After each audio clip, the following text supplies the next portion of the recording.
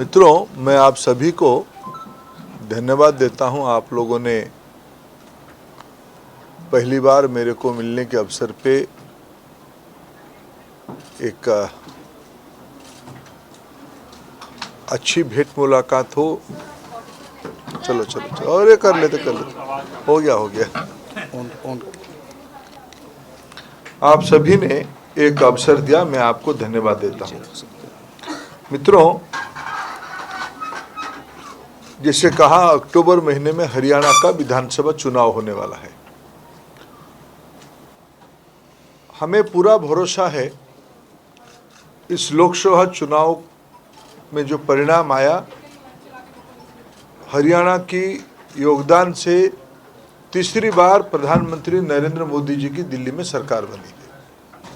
14, 19 और 24 तीनों लोकसभा के चुनाव में हरियाणा की जनता के आशीर्वाद से दिल्ली में एक उत्तरदायी सेवा की व्यवस्था बनी है। पिछले 2 विधानसभा चुनाव ने भी हरियाणा ने भारतीय जनता पार्टी पे भरोसा जताई है। हमें पूरा भरोसा है अगले अक्टूबर महीने के उपरांत अंत तक तीसरी बार भारतीय जनता पार्टी की सत्ता भी वापसी होगी। राजनीति जीवंत होती है, राजनीति प्रसंग आधारित होती है, राजनीतिक सूझबूझ की होती है और संगठन की रणनीति और मेहनत की होती है। भारतीय जनता पार्टी एक कार्यकर्ता आधारित पार्टी है। हमने पिछले 10 सालों में हरियाणा में जनता के आदेश से सेवा किया है। आज हरियाणा कई पैमाने पे देश में एक अपना विश्वसनीयता बनाई है। मैंने पिछले सप्ताह भी हरियाणा आया था, मैं आज भी आया हूं। हरियाणा सिर्फ एक प्रदेश नहीं है, हरियाणा एक भारत के अंदर तेजी लाने वाला एक मिजाज है। भारत की अर्थनैतिक प्रगति में हरियाणा की अपनी स्थान है। प्रधानमंत्री नरेंद्र मोदी जी ने 2047 तक विकसित भारत की आह्वान किया है। $5 ट्रिलियन इकोनॉमी की बात कही है। मैं अगर उसको जमीनी स्तर तक उसको जोड़ने की बात सोचता हूं तो कौन सा इलाका उसकी नेतृत्व करने वाला है और कौन सा इलाका उसकी सबसे बड़ा लाभार्थी होगा, निसंदेह हरियाणा उसमें ऊपर रहेगा। आपकी नेतृत्व की भी आवश्यकता है और आपकी को एक अवसर मिलेगा हरियाणा एक नई ऊंचाई तक जाने के लिए। इस बार की विधानसभा चुनाव सिर्फ एक सत्ता वापसी की चुनाव नहीं होगी किसी के लिए भी। हरियाणा की जनता पिछले 20 सालों में 10-10 साल की दोनों सरकारों को आंका भी है। 4 से 14 तक, 14 से 24 तक। और भारतीय जनता पार्टी जिस पेडेस्टल पे खड़ा है, जिस पैदान पे खड़ा है, आज देश की यशस्वी गृह मंत्री कुछ क्षण में, जैसे कहा गया, पहुंचेंगे स्टेडियम में, परिवर्धित कार्य समिति को संबोधित करेंगे। अभी अभी एक राजनीतिक प्रस्ताव पारित हुई है। प्रदेश की जनता को आभार प्रकट किया गया है मोदी जी की तीसरी पारी के सहयोग के लिए और अपील किया गया है अगले बार संगठन जाएगी जनता के पास, हमारे प्रतिनिधि जाएंगे जनता के पास। सर्व समाज की विश्वास लेते हुए हम तीसरी बार भी प्रदेश की जनता की विश्वास जीतेंगे, क्योंकि हमें लगता है, हमारी राजनीतिक आकलन है, हमारे सामने जो प्रतिद्वंदी है उनके पास कोई राजनीतिक एजेंडा नहीं है। सिर्फ भ्रम, झूठ और शंका पैदा कराने की एक समूह है। अभी अभी देश में लोकसभा चुनाव में उनकी पराजय हुई है, एनडीए की वापसी हुई है और पिछले कई दिनों में हम जो लोकसभा में और राज्यसभा में उनकी रवैया देख रहे हैं पिछले 2 दिन से, हमें लगता है कि कांग्रेस पार्टी एक सकारात्मक विपक्ष की बजाय एक रोड़े अटकाने वाला, रोड़े डालने वाला एक राजनीतिक शक्ति खुद को बनाने के लिए उन्होंने बन बनाया है। देश में कभी स्पीकर की इलेक्शन नहीं होते हैं। उन्होंने अनावश्यक एक राजनीतिक पैंतरा किया। स्पीकर की पद पे जो सर्वसम्मत होनी चाहिए उसमें एक और सत्ता पक्ष की होते हैं, बहुमत एनडीए की है, तो स्वाभाविक एनडीए की स्पीकर होने की विषय था। लेकिन उन्होंने उसमें एक कॉन्टेस्ट करवाया और वोट की पहले विरत हो गए। ये घटना मैं मानता हूं छोटी नहीं है। और पिछले उसके बाद राष्ट्रपति जी की अभिभाषण की चर्चा को जिस प्रकार से अटकाने के लिए, उसके उनको धन्यवाद प्रस्ताव को अटकाने के लिए जो रणनीति उन्होंने अपनाया है, ये भी एक उनकी प्रारंभिक दिनों की राजनीतिक सोच बताती है। कांग्रेस पार्टी, जैसे मैंने शुरू में कहा, हताशा के कारण, भ्रम, मिथ्या और कुंठित होने के कारण एक दुविधा में है। हरियाणा में भी ऐसे ही एक समूह को हमको सामना करना पड़ेगा। मेरा पूरा भरोसा है हरियाणा की जो कल्याणकारी योजनाएं हमने चालू किया है, देश में प्रधानमंत्री नरेंद्र मोदी जी की नीति और कार्यक्रम के आधार पे, हरियाणा शासन की सुशासन के आधार पे हम फिर एक बार हरियाणा में दायित्व लेंगे। मैं आपका सहयोग कामना करता हूं। मैं व्यक्तिगत रूप में आपसे मिलना भी चाहूँगा। आपकी सुझाव हमारे लिए वे फॉरवर्ड के लिए मदद होगी और हम मिलते रहेंगे। और मैं आज पहली बार आपको मिल रहा हूं। मैं आप सबको फिर मेरे ओर से एक बार धन्यवाद देता हूं। सर, आपने संगठन की मजबूती की बात कही। कोई एक थोड़ा डॉक्टर साहब कोई एक संचलन करे तो एक करे तो सुविधा। एक देवेंद्र जी, एक इसके बाद मैं अरविंद गौर खबरें से मेरा ये सवाल है, लगातार 2 बार से आपकी सरकार हरियाणा में 10 साल हो गए, आप लगातार दिल्ली में समीक्षा भी कर रहे हैं, तो 10 साल की एंटी इनकम्बेंसी होगी, क्या आपकी समीक्षा में सामने आया? प्रो इनकम्बेंसी भी तो होते हैं। इन दिनों में लोग स्थिरता चाहते हैं, लोग विकास चाहते हैं। हम तो तीसरी बार इसीलिए आज दायित्व में है। हाँ, निश्चित रूप में जब सत्ता में रहते हैं अपेक्षाएं भी रहती है। कई विषय को पूरा करना, जिनको सत्ता में रहना, उनके दायित्व भी बनते हैं। हम अनेकों विषयों में अच्छे काम किए हैं और भी कुछ विषय काम बाकी रहा है। ये सारा विषय की समीक्षा होती है। हमें पूरा भरोसा है उस समय को हम पूरा भी पार करेंगे। देवेंद्र जी, संगठन की आपने बात कही कि आपके पास संगठन की मजबूती है। लोकसभा चुनाव में कई जगहों से ये बात आई कि संगठन में ही कुछ लोगों ने भीतरघात किया था और विपक्ष जो है, जिसको आप प्रतिद्वंदी को कमजोर बता रहे हैं, 46 सीटों पर भारतीय जनता पार्टी को विधानसभा के लिहाज से देखें तो हार मिली है लोकसभा चुनाव में। ये चैलेंज है। मैं देखो, चुनाव चैलेंज है। भारतीय जनता पार्टी चुनाव को चैलेंज मानती है।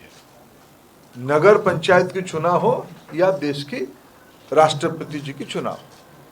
भाजपा के बारे में तो ये कहा जाता है तो चुनावी मशीन है। लोग 24x चुनाव के बारे में चिंता करते हैं, इसलिए मैं चुनाव को चैलेंज नहीं मानता हूं, ऐसा नहीं है। लेकिन जो प्रतिद्वंदी है, सिर्फ मैं एक वित्तीय चुनाव के आंकड़े पे रणनीति नहीं बनाता। नीति दिखना पड़ता है, विश्वसनीयता दिखना पड़ता है, राजनीतिक हालत दिखना पड़ता है। मेरे बहुत आकलन प्रारंभिक है। मैं कभी हरियाणा, मेरे को पार्टी ने इस बार अवसर दिया एक अच्छे प्रांतों में काम करने का। हरियाणा में बहुत अनुभवी लोग हैं। हरियाणा में भारतीय जनता पार्टी नई नहीं है। पिछले 10 साल में तो हमने यहाँ दायित्व में रहा है। हमारे सर्वोच्च नेता आदरणीय प्रधानमंत्री नरेंद्र मोदी जी शायद हरियाणा की विधानसभा स्तर के कार्यकर्ताओं को व्यक्तिगत रूप में जानते हैं। सर बीते गाज वाले पे क्या कार्रवाई? अरे भाई विषय उत्तर पूरा तो हो जाए। देने दीजिए देवेंद्र जी, कहाँ मैं भाग जा रहा हूँ, रहूंगा तो 4-5 महीने आपके साथ। एक मिनट। इसलिए हमें पूरा भरोसा है, हमारी घर की कुछ अंदरूनी बात है, इसीलिए तो मैं आया हूँ। हाँ, इधर ये जो लोकसभा चुनाव के नतीजे आए हैं, एक सवाल तो यह है कि क्या भाजपा किसी के साथ मतलब गठबंधन में चुनाव में जा सकती है? दूसरा ये कि आज जो राजनीतिक प्रस्ताव पास हुए हैं उनके बारे में बता दीजिए, क्या है? देखिए, मैंने कह भी दिया है, भारतीय जनता पार्टी यहाँ अपने निजी ताकत पे चुनाव लड़ेगी। राजनीतिक प्रस्ताव में हमने सबसे पहला काम किया, प्रदेश की जनता को आभार किया, मोदी जी को तीसरी बार प्रधानमंत्री बनाने के लिए सहयोग करने में। और हमने राज्य की जो राजनीतिक हालत है, देश की जो राजनीतिक हालत है, उसमें हमारी प्रतिक्रिया बताई है और हमने भरोसा जताई है कि हमें पूरा विश्वास है प्रदेश की जनता तीसरी बार यहाँ प्रदेश में भारतीय जनता पार्टी की सरकार करेगी। धर्मेंद्र प्रधान जी, मेरा एक सवाल है, जिस तरह से अब राजनीतिक जो है शुरू हो गया अभियान चुनाव को लेकर, कई लोग नाराज भी नजर आ रहे हैं, चाहे फिर वो राविंद्र जी है, वो कई बार खुले मन से या उनके सपोर्ट में सांसद धर्मवीर बोलते रहे हैं, अनिल विज भी चुनाव प्रचार के दौरान खुलकर सामने नहीं आए। क्या उन्हें मनाने, उनकी दुविधा दूर करने में भी किसी तरह का प्रयास रहेगा? दूसरी बात, जो आयातित नेता हैं दूसरी पार्टियों से, अगर उनके हितों को ध्यान में रखेंगे तो जो भाजपा के अपने संगठन के जो नेता हैं, जो कहीं ना कहीं चुनाव में अपना भविष्य देखते हैं, उन्हें किस तरह से आप हम हमारी कार्यकर्ताओं को चिंता हम पे छोड़ दीजिए। मैं आपकी इससे सुझाव के लिए आपको आभार प्रकट करता हूं, लेकिन बीजेपी के कार्यकर्ताओं की चिंता बीजेपी, कोई आयातित, कोई पुराने, कोई नया नहीं है। भारतीय जनता पार्टी में जो आए वो भारतीय जनता पार्टी की है। जिन्होंने भारतीय जनता पार्टी की नीति, नियत और नेतृत्व पे समर्पित हुआ वो हमारे कार्यकर्ता है। बाकी सबसे हमारी बातचीत होती है। राव इंद्रजीत सिंह प्रदेश की बहुत बड़े नेता है, कल ही मैंने उनसे बात किया, कोई विषय नहीं है। एनडीटीवी से गुरप्रीत एग्जामिनेशन कंट्रोवर्सी को लेके how do you see the development in Haryana, because in Congress they are also raising this question saying a lot of papers have been leaked in Haryana. तो कहीं ना कहीं लगता है कि जो नीट एग्जामिनेशन को लेके जो ऑपोजिशन बार-बार सरकार पे वार कर रही है, उसको कैसे देख रहे हैं हरियाणा की तरफ से? Adding to this, sir, NBE has written to ministry seeking the dates of NEET PG exam to reconduct the PG exam, and Rahul Gandhi is demanding the discussion in Parliament. He has raising time and again this question. Congress party चर्चा नहीं चाहती है, चर्चा से Congress party भागना चाहती है। Their only intention is to create chaos, confusion, and create obstacle for smooth functioning of the entire institutional mechanism. कल लोकसभा में, राज्यसभा में दोनों जगह पे पीठाधीश अधिकारियों ने, अध्यक्ष, दोनों जगह के अध्यक्षों ने, उन्होंने कहा, जब राष्ट्रपति जी ने अपने अभिभाषण में खुद ही जिस प्रसंग पे कांग्रेस उठा रही है उस पे खुद राष्ट्रपति जी ने अपने ओर से उल्लेख किया, हाँ, there are some challenges, we have to look into that, we have to eradicate all this problems. ये आदरणीय राष्ट्रपति जी के अभिभाषण में अभी की इस नीट परीक्षा के बारे में उल्लेख था। राष्ट्रपति जी के अभिभाषण के उपरांत धन्यवाद प्रस्ताव होती है, उस सारे विषय में इसको उनको अवसर है चर्चा करने के लिए। और सरकार की ओर से मैंने कल ही आश्वस्त किया है, स्पष्टता के साथ कहा है कि हम सभी प्रकार की चर्चा के लिए प्रस्तुत हैं। कांग्रेस पार्टी के मूल उद्देश्य नहीं है विद्यार्थियों के हित साधित हो, उनको अपना राजनीतिक रोटी सेकनी है। ये अवसर नहीं है राजनीतिक रोटी सेकने के लिए। देश में तथा अनेक राज्यों में, या हमारी पहले 14 की पहले और तो किसी की शासन था, उस समय में भी इस प्रकार की गड़बड़ियां ध्यान में आई थी। मैं उसको जस्टिफाई नहीं कर सकता हूं। आज हमारी दायित्व है, आज जो घटनाएं हुए हैं वो किसी जीरो एरर हो। हमने कुछ पहल किया है, एनटीए की नया नेतृत्व आई है, एनटीए को और फ्यूचरिस्टिक रिफॉर्म क्या किया जाए, उसके लिए एक हाई पावर कमेटी इसरो की पूर्व चेयरमैन राधाकृष्णन जी के नेतृत्व में बनी है। हमने एक पब्लिक एग्जामिनेशन डिसरप्शन के खिलाफ एक सख्त कानून बना लिया है। हमने पूरा प्रकरण को सीबीआई के हवाले कर दिया है। हमने विद्यार्थियों को मिल रहे हैं, अभिभावकों को मिल रहे हैं। हमारी चिंता देश में जो नई पीढ़ी है उनकी मन स्थिर रहे, एंग्जाइटी घटे और वास्तविकता की ओर जाए। एक सरकार करके और एक मंत्री करके हमारे दायित्व है, हम उसमें बार बार अड़िग है। हमारे इंटेंशन बहुत स्पष्ट है। बाकी रहा अपने एनबीई के बारे में, कल मैं शिक्षा विभाग के दायित्व में हूँ। हमारी ओर से कल एक sets of examination date announce हुआ है, जिसको हमने डिफर किया था या कैंसिल किया था। नीट पीजी की एग्जामिनेशन भी डिफर हुआ था। आई थिंक एनबीई की ही काम है। एनबीई जल्दी ही उसकी डेट्स, मेरी जानकारी में जल्द ही 1-2 दिन, शायद सोमवार मंगलवार तक डेट आ जाएगी। आपने 23 तारीख को रोहतक में कहा था कि आप प्रदेश का दौरा करेंगे, कार्यकर्ताओं से बात करेंगे, फीडबैक लेंगे, उसकी क्या रूपरेखा बन? बिल्कुल, हम भी 5 नेता, हमारी आदरणीय राष्ट्रीय उपाध्यक्ष सौदान सिंह जी, स्वयं मैं, हमारी सहयोगी त्रिपुरा के पूर्व मुख्यमंत्री विप्लव देव जी, हमारे संगठन की प्रभारी राजस्थान के नेता सतीश पुनिया जी और सह प्रभारी सुरेंद्र नागर जी, हम 5 लोग अमूमन 4 से 5 जिला जाएंगे, विधानसभा स्तर की लोगों को मिलेंगे। आज इस बैठक के उपरांत ये आने वाले 10-15 दिन के अंदर वो भी पूरा हो जाएगा।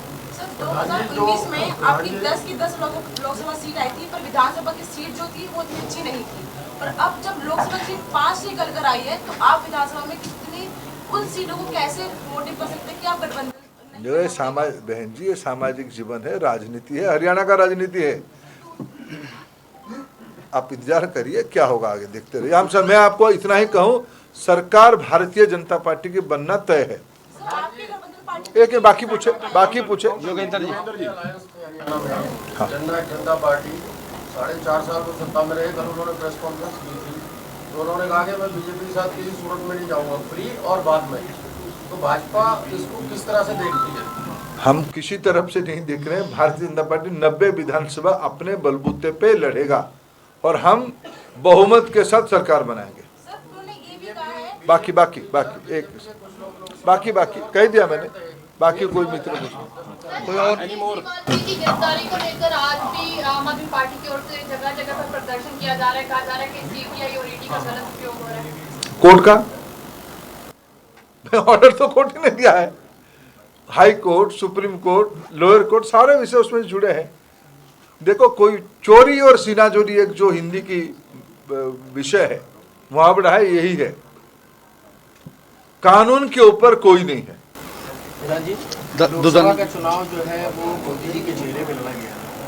आप बीजेपी है या? मेरा नाम निश्चल भटनागर है, मैं पॉलिटिकल एडिटर हूँ सहारा का। जी, आपने बीजेपी की, मैंने ये लगा दिया मीडिया। अच्छा, मीडिया का। अरे आपने बीजेपी, मैंने मीडिया को भी बिल्ला लगा दिया। अरे वाह, बढ़िया बात है भाई। अगर बीजेपी का लगाया तो मुझे लगता है सही है, बुराई तो नहीं है। नहीं ऐसा नहीं, मेरे लोग कार्यकर्ता कोई पुस्तक नहीं दे रहा है। प्लीज। लोकसभा चुनाव के अंदर मोदी जी के फेस के ऊपर पूरा चुनाव लड़ा गया था। हरियाणा की विधानसभा चुनाव के अंदर क्या कोई फेस रहेगा या क्या? ये रणनीति है। बाकी ठीक से पार्टी ठीक समय में उसके बारे में बयान कर देगी। दुदानी जी, न्यूज़ 18 से आपने कहा कि हरियाणा में एंटी इनकम्बेंसी नहीं है, प्रो। मैंने हरियाणा के नहीं, देश की कई जगह पे कह रहा हूँ। हरियाणा की भी बात कर, हरियाणा की, उसमें हरियाणा भी है। हरियाणा की बात कर रहा हूँ। लेकिन ऐसा क्या परिस्थितियां रही कि मुख्यमंत्री बदलना पड़ गया? देखो, भारतीय जनता पार्टी कई प्रकार की प्रयोग करती रहती है, कई प्रकार की। कोई हरियाणा में हुआ ऐसा तो नहीं है, भारतीय जनता पार्टी की कई स्थान पे सरकारें हैं। इसलिए हम समय समय पे अपने सूझबूझ को ध्यान को यूज करते हुए, ग्राउंड रियलिटी को ध्यान में रखते हुए कार्यकर्ताओं को अवसर देते हैं। नायब सैनी जैसे एक समाज की पिछड़े वर्ग की व्यक्ति को पार्टी ने आस्था स्थापित किया, ये बहुत बड़ी बात है। और ये पार्टी की रणनीति है। पार्टी कब किसको दायित्व देगा ये पार्टी के ऊपर निर्भर करता है। प्रदेश की जनता ने बीजेपी पे भरोसा जताया है। बीजेपी ने कौन से कार्यकर्ता को किस अवसर पे काम देगा, ये पार्टी की दायित्व है। प्रधान जी, कांग्रेस कह रही है ओपीएस लागू करेंगे और भी कई दावे कर रहे हैं, तो कहीं ना कहीं आपको लगता नहीं कि जो ओपीएस है एक बड़ा मुद्दा है और बीजेपी उस पर जो बैकफुट पे रहती है हमेशा? देखो, सारा विषय समाज के सामने पिछले कई समय से है। केंद्र सरकार ने पेंशन स्कीम को एक नए सिरे से देखने के लिए कमेटी बनाई।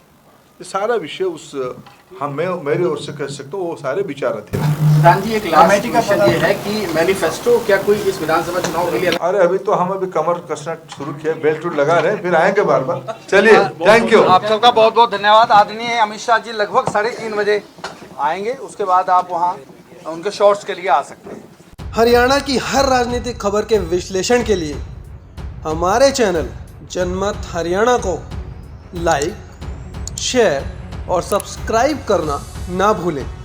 साथ ही बेल आइकन को भी प्रेस कर लें ताकि हर वीडियो की अपडेट आप तक पहुंचती रहे।